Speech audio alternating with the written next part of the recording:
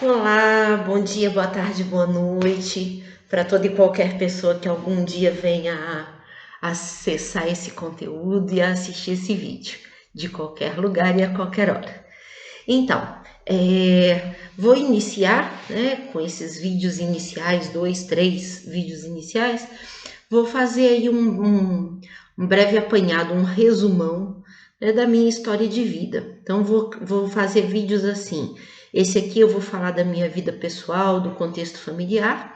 Vou fazer um próximo falando da vida profissional e estudantil, e um terceiro, falando das questões vinculadas à espiritualidade, religiosidade e autoconhecimento.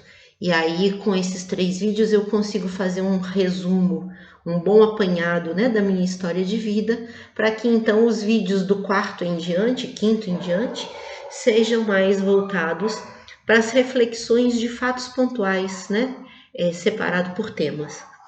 Então vamos lá, esse daqui a gente vai focar então na questão da minha história familiar. Eu hoje estou com 50 anos, eu sou filha única da minha mãe, meu nome é Renata Aparecida do Prado, e eu normalmente uso Renata Prado, que eu acho um nome forte, impactante. E sou filha única da minha mãe e devo ter aí em torno de 5 a 6 irmãos por parte do meu pai. Eu não conheço meu pai. Minha mãe foi viúva de um primeiro casamento, onde ela não teve filhos. Depois que ela ficou viúva, ela ficou uns 2 ou 3 anos sozinha, segundo a versão da história que ela mesma conta. E depois ela conheceu meu pai, eles foram morar juntos e ela engravidou depois de 1 ou 2 anos que eles moravam juntos. E ela nunca quis ser mãe, ela disse que ela nunca sonhou, né, com a maternidade. E que ela também não queria ser mãe de um filho daquele homem especificamente. Mas,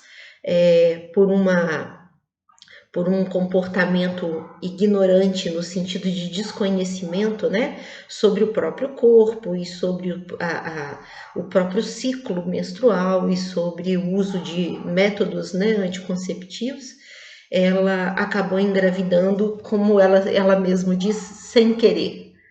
E, segundo ela, o meu pai também não tinha vontade de ser pai. Ele já tinha sido pai numa relação anterior de 1 ou de 2 filhos, e ele não queria ser pai de novo. E quando ela disse que estava grávida, isso foi um pouco uma ruptura na relação deles. Pelo que ela conta, não era já uma relação muito boa, mas dava para ir levando. E depois ficou insuportável. Ela conta que o período de gestação foi muito tenso, com muita agressividade, muita hostilidade na relação do casal, que ela tentou fazer alguns abortos e não teve sucesso, tanto que eu tô aqui. Tomou um tombo de uma escadaria e acabou precisando ser internada nos 2 últimos meses por conta desse tombo. O nome Aparecida, que foi incluso no meu nome de registro, tem relação com esse tombo, porque ela conta que ela, ao cair, fez uma promessa, ela era católica na época, e ela fez uma promessa para Nossa Senhora Aparecida de que se não houvessem sequelas após o meu nascimento, se não houvessem sequelas desse tombo, ela colocaria em mim, em homenagem à santa, por ter atendido a súplica dela, o nome da santa em mim. Então, por isso que eu tenho aí o Aparecida no meu nome de registro. E aí, ela conta que após o meu nascimento, ela ainda viveu durante 1 ano com meu pai, com muita hostilidade, muita agressividade, dele com ela e comigo também, um bebezinho de 1 mês, e que no dia do meu aniversário, dia 11 de novembro, 11/11, ela estava recebendo a visita de um irmão, um tio que depois acabou sendo uma figura paterna na minha vida, junto com meu avô, pai da minha mãe, e ele tinha ido visitá-la e ele era motorista de caminhão. E ele estava com o caminhão descarregado. Ela aproveitou, colocou todas as coisas dela que estavam na casa dentro desse caminhão e foi para a casa dos meus avós, dos pais dela. E quando meu pai chegou do trabalho e viu que ela tinha ido embora, ele foi atrás dela, eles tiveram uma briga, o meu avô apoiou ela, no sentido de que qualquer decisão que ela tomasse, ela seria apoiada por ele. Se ela quisesse ficar comigo na casa dele, ele apoiaria. Se ela quisesse voltar para a casa do meu pai, ele apoiaria. E ela não quis voltar. Então, daí por diante, eu nunca tive contato com meu pai, não conheço, tenho o nome dele na minha certidão, foi ele quem me registrou, mas ela não deixou nenhum resíduo de rastro dele na minha vida, não deixou foto, não deixou nada, e eu passei uma infância muito vigiada. Eu acredito que um pouco pelo medo que talvez ela tivesse dele tentar me abordar, mas essa tentativa nunca aconteceu. Então eu não conheci o meu pai, e a família da minha mãe é uma família muito grande. Meus avós tiveram 14 filhos e 12 deles chegaram à vida adulta. Acho que ainda tem uns 5 ou 6 vivos até hoje. Então era uma casa muito conturbada, uma família muito desestruturada, fragmentada. A minha avó tinha uma diferença de idade muito grande para o meu avô. Ela tinha 17 anos quando eles se casaram e ele tinha 33, então meu avô era muito mais velho. A minha avó, na flor da idade, cuidava do marido como se fosse uma cuidadora de idosos. O meu avô era um homem muito respeitável, de uma muito ignorante no sentido assim de cultura, de escolaridade. Ele era meio agressivo, meio ignorantão assim, mas de uma autoridade moral, ética e afetiva que eu nunca vi em nenhuma outra pessoa. E ele era o núcleo, ele era o eixo, a coluna dorsal do respeito daquele núcleo familiar. Eu convivi com ele até os meus 7 anos e ele era a grande figura paterna na minha vida. Ele era meu pai-vô. E aos 7 anos de idade, quando eu estava com 7 anos, ele faleceu. E aí o meu tio Vanderlei, que é esse que ajudou a minha mãe na mudança lá da separação do meu pai, acabou assumindo esse lugar de referência paterna, porque ele também era um homem com características de um ser masculino muito digno para as coisas que eu entendo como valor de dignidade, de honestidade, de trabalhador, de cuidador da família, protetor da família, batalhador. Ele cavou e construiu a vida dele com a esposa dele, com as filhas dele, minhas primas e minha tia, com um poder, uma força muito grande, de luta, de batalha, de decisão. Ele queria construir, consolidar uma família bem construída e ele conseguiu. Ele conquistou isso antes de morrer, hoje ele já é falecido. Mas ele acabou, depois do falecimento do meu avô, assumindo esse lugar de referência paterna para mim.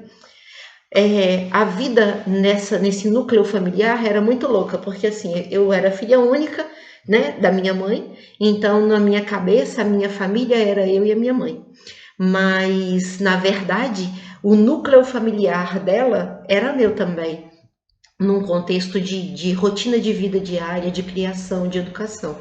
E era uma casa muito conturbada, uma casa grande, mas mesmo assim, para 14, 16 pessoas era muito, muito conturbado. Tinha um banheiro só, então todo mundo brigava pelo horário do banho. A condição financeira não era boa. A minha mãe é de uma família que passou fome e que só depois que todo mundo começou a crescer, ficar adulto, trabalhar ou casar e sair de casa, é que as coisas foram ficando melhores. Durante um bom tempo ela foi o arrimo financeiro da família. Então a minha geração não chegou a passar fome. Os irmãos mais novos dela não chegaram a passar fome, mas dos irmãos do meio para cima, para os mais velhos, incluindo ela, todo mundo passou muita necessidade na vida. E era uma casa com fartura, mas fartura do básico, assim, arroz, feijão, macarrão, sal, açúcar, né? Não faltava ovo, nunca faltou, mas as coisas mais sofisticadas, né, de uma cultura alimentar, carne, enfim, outras coisas, já eram mais restritas e dava briga quando tinha. Tinha muita briga porque era uma família muito desestruturada emocionalmente. Então essas pessoas tinha não era aquela grande família que a gente vê, né, na comédia da Rede Globo, que o pessoal briga e depois 5 minutos está se lambendo. Não, eles ficavam inimigos. Então, assim, quando tinha briga, quase chegava às vias da agressão e ficavam muito tempo sem conversar uns com os outros. Até hoje, a minha mãe tem um irmão que, para mais de 20 anos, ela não conversa com ele. Então, as coisas eram sempre levadas muito a ferro e fogo. Então, eu fui uma criança educada nesse contexto. E é interessante porque eu era muito vigiada, eu estava sempre dentro de casa, eu era proibida de sair para a rua, de brincar, de ir para a casa dos coleguinhas. Eles eram proibidos de ir para mim, porque a minha avó não gostava de bagunça, de criança dentro de casa. Mas a minha forma de brincar, eles preferiam que eu levasse os meus coleguinhas para dentro de casa do que eu fosse para a casa deles. Embora eu dava as minhas fugidinhas e acabava indo, e que no final do dia acabava virando um coro. A minha mãe trabalhava o dia todo, então a minha referência de mãe, no sentido do cuidados, né, dos cuidados do dia a dia, da manutenção da rotina e tal, quem fazia era minha avó e as minhas tias solteiras mais velhas que moravam na casa. E elas eram uma referência materna muito mais forte para mim por conta da presença constante. Minha mãe saía de manhã para trabalhar, eu estava dormindo, ela voltava à noite, eu já estava morrendo de sono para ir dormir. E o nosso convívio era muito distante. Mas se ela não vivesse essa realidade dessa forma, ela não conseguiria sustentar aquele grupo de 14, 15, 16 pessoas, né? Então, foi como ela conseguiu sustentar a vida dela, da família toda e me incluindo, né? A gente tinha uma relação muito conturbada, ela não tinha um papel definido de maternidade para mim, então, ora ela se comportava como se ela fosse minha filha, ora ela se comportava como se ela fosse minha irmã mais nova ou mais velha, ora ela se comportava como se ela fosse minha amiguinha. Então, eu tenho uma lembrança dela sendo confidente, dela me confidenciando coisas de uma vida adulta, eu sendo uma criança de 7, 8, 10, 12 anos. Eu acabei, nesse contexto, nessa realidade, eu acabei perdendo muito da minha infância, vivendo uma vida muito adultizada. A gente era muito pobre e a gente morava numa casa que ficava num bairro na divisa. Do lado de cá era a parte rica do bairro, do lado de cá era a favela perigosíssima do bairro, e a nossa casa ficava no meio ali, na divisa dessas duas realidades. E eu acabei vivendo nessas duas realidades. Então, a minha vida era parte do dia de convívio na favela, na comunidade, naquele contexto ali da agressividade, da violência, da vulgaridade, dos valores e dos princípios, e parte numa vida mais elitizada, mais cultural. Então, eu era a menina da favela que morava numa rua que não era asfaltada, que quando chovia lameava tudo, e eu ia de tênis para a academia na parte rica do bairro, e chegava lá dentro da academia, eu sujava a academia inteira de lama até chegar no banheiro para trocar de roupa, e depois eu tinha que ir limpar a lama que eu sujei. E obviamente, dentro dessa realidade que não era a minha origem, eu sofria muito preconceito e muito bullying, no sentido de pobreza, porque eu estava lidando com as menininhas ricas do bairro, né? As filhinhas das famílias ricas do bairro. Eu estudava em escola pública do ensino fundamental em diante, mas o meu jardinzinho, o meu maternalzinho foi particular na parte rica do bairro. Eu fiz balé na academia na parte rica do bairro dos 7 aos 17 anos. Eu aprendi a gostar de ópera, a gostar de música erudita, eu conheci uma gastronomia mais sofisticada por conta desse convívio. E eu vivi esses dois extremos, né? Até os meus 17 anos, da minha infância, do meu nascimento até os meus 17 anos, eu vivia essa dualidade, essa polarização de princípios e de valores e de cultura. Tem um lado muito bom, que foi o lado de que a minha mãe conseguiu me tirar de um contexto precário e me jogar num contexto aberto, cheio de possibilidades, de perspectivas. muito encantador, e eu aprendi muita coisa nova, eu aprendi a falar direito, eu aprendi a cantar, aprendi a dançar, eu aprendi a ter uma riqueza cultural por conta desse convívio. E ela investia, ela fazia o sacrifício que fosse necessário para ter a grana necessária para poder me manter ali naquele contexto, naquela realidade cultural, artística, mas eu continuava tendo que voltar, né? Eu saía desse contexto e eu voltava para a origem. Então, eram choques de realidade muito grandes, assim. Eu saía de um espetáculo de balé e quando eu chegava em casa tinha camburão do IML e da Polícia Civil recolhendo o corpo na esquina de casa, porque algum assassinato tinha acontecido ali, de briga de gangue, de droga e de donos do morro, enfim. Então era um choque de realidade muito grande. Eu fui criada nesse contexto e ao longo da vida eu fui lidando, né, com esse contexto de extremos culturais, e isso acabou sendo reproduzido na minha vida toda. Então eu transitava entre esses dois mundos. Eu sou do signo de Escorpião, então eu brinco que assim, essa realidade que eu estou relatando, ela é muito coerente com o meu signo, né? Porque o escorpiano, ele é aquele ser que vai da treva à luz, né? Ele transita nessa dimensão, assim, nessa dinâmica, nessa trajetória. Então, faz muito sentido. O significado do meu nome, né, Renata, está totalmente associado com renascimento, e realmente a minha história de vida é uma história de mortes e renascimentos. Eu sempre me identifiquei muito com o conceito, né, da fênix, do arquétipo da fênix. A vida sempre me colocou nessa dinâmica de morrer, nascer, renascer, morrer de novo, renascer de novo, morrer de novo, renascer de novo. E num caráter geral, essa é a minha história de vida pessoal.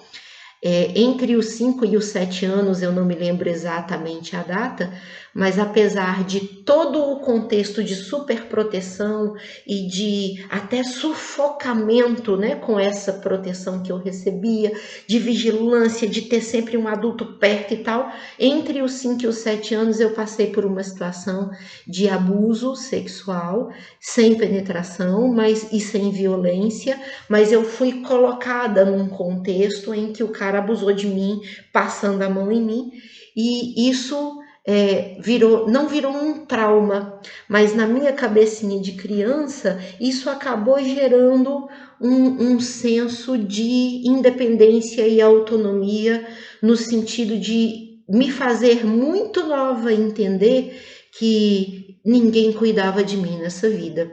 E é interessante porque que eu estou contando isso, porque hoje, no momento atual que eu vivo, fica muito claro para mim o quanto foi importante esse fato ter acontecido comigo na infância, nessa primeira infância, e ao invés de ter se tornado um trauma, ter se tornado um potencial de independência e autonomia.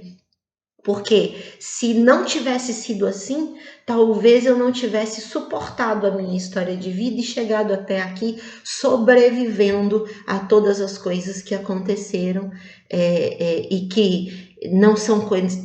Eu não tenho uma história de vida de fatos hediondos, mas a minha sensibilidade é muito aguçada, é muito à flor da pele. Então eu sinto muito as coisas. Por mais pequenininhas que elas sejam. Eu sou muito detalhista, eu enxergo a vida com uma lupa de aumento.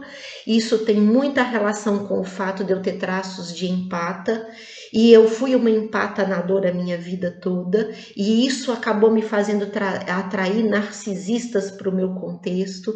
Então, o abuso moral, o abuso ético, o abuso emocional, e em alguma instância mais leve, não tão agressivo, o abuso sexual, ele acabou fazendo parte do contexto da minha história. E parece muito ruim, mas na verdade, hoje a minha ressignificação é de que tudo isso foi muito bom, porque se eu cheguei até aqui sobrevivendo a esse histórico, significa que esse histórico me fortaleceu ao ponto de me tornar capaz de chegar até aqui. Claro que eu sofro o impacto dos reflexos dessa história, né? Então, eu sou gordinha porque eu já tenho uma tendência a ser gordinha, mas eu desconto na comida, eu jogo na comida as minhas compensações emocionais por conta de toda essa história vivida. E ter consciência disso me ajuda a exercer algum controle, mas um controle que ainda não é suficiente, não é bastante para fazer uma transformação física definitiva. Mas hoje eu peso 105, 102, 105 quilos, mas eu já pesei 120. Então, há um trabalho sendo feito no nível do autoconhecimento, no nível do senso crítico, do senso filosófico, do senso existencial, que tem me feito caminhar de volta do extremo descontrolado que eu cheguei, caminhar de volta para uma condição de equilíbrio. O resultado é devagar, porque o processo também é devagar, mas existe um resultado, né? Então, eu joguei na questão da comida e do sexo as minhas compensações emocionais por conta dessa história de vida muito conturbada, muito estressante, com muita pressão, né? Muito sufocamento em cima de mim. Porque são prazeres imediatos, né? O gozo sexual e a satisfação alimentar, a barriga cheia, o estômago saciado, são prazeres que trazem uma saciedade imediata, né? E aí você acaba indo para a compulsão e para o vício, porque é imediato, mas passa rapidinho. Então daí a pouco você quer de novo e você quer mais e mais e mais e mais e mais. Então, esse é o meu contexto de vida pessoal. Vou fazer um outro vídeo agora falando do meu contexto de vida intelectual e profissional. Beijinho no coração para todo mundo. Vamos que vamos!